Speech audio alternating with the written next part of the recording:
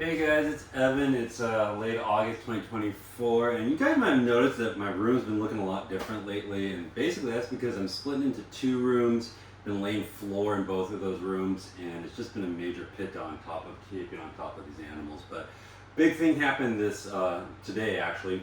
The rear room that I'm starting to, I was able to get all the stuff that was in the center of the room because I had to move everything out of the front room to lay floor, and I was able to get all that stuff pushed into the side, which is going to make this area a lot easier to maintain. But that's just kind of a side note.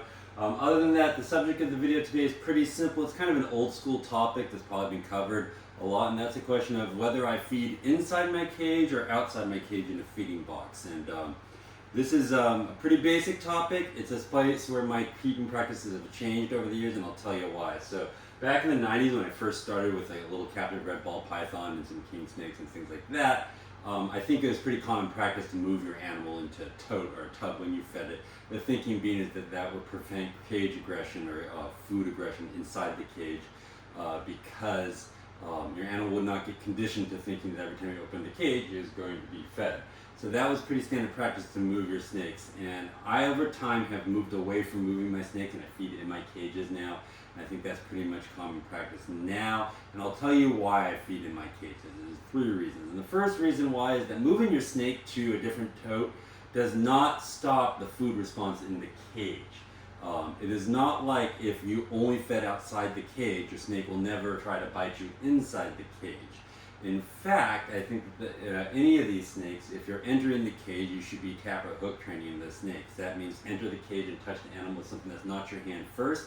And I even think that hook training or tap training is a misnomer, because I don't actually think you're training anything out of these animals. I think that you're in the moment managing that food response so you don't get bitten. But it's not like over time you can train that animal not to bite you in the cage and you can stop doing it. Tap or hook training every time you enter a cage or you will get smoked by your animals. So that's just overall moving your animal doesn't do what you think it's going to do, and you still need to do something else to mitigate the food aggression.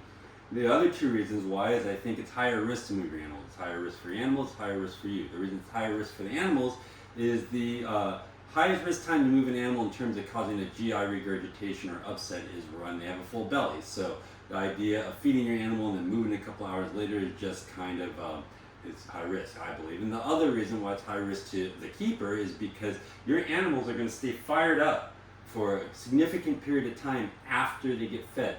These animals are no more food, are at their most food raunchy and food responsive right after they get fed. It's weird. You think that, oh, I just fed it a big thing, it's going to be fine. But that's not the case. All these boas were fed yesterday. These guys ate a rabbit yesterday.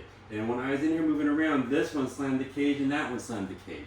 So the idea that you can feed them and then they're going to be safe to handle afterwards and not bite you is not true. And the idea of moving one of these larger boas a couple hours after I fed them sounds pretty sketchy to me. So I'm just telling you that's the reasons why I feed inside my cages and I hook and tap train. It's just that moving outside the cage doesn't do much to them for them in terms of managing what you're trying to manage, and it's higher risk for the snake and for you. Take care, guys. Bye.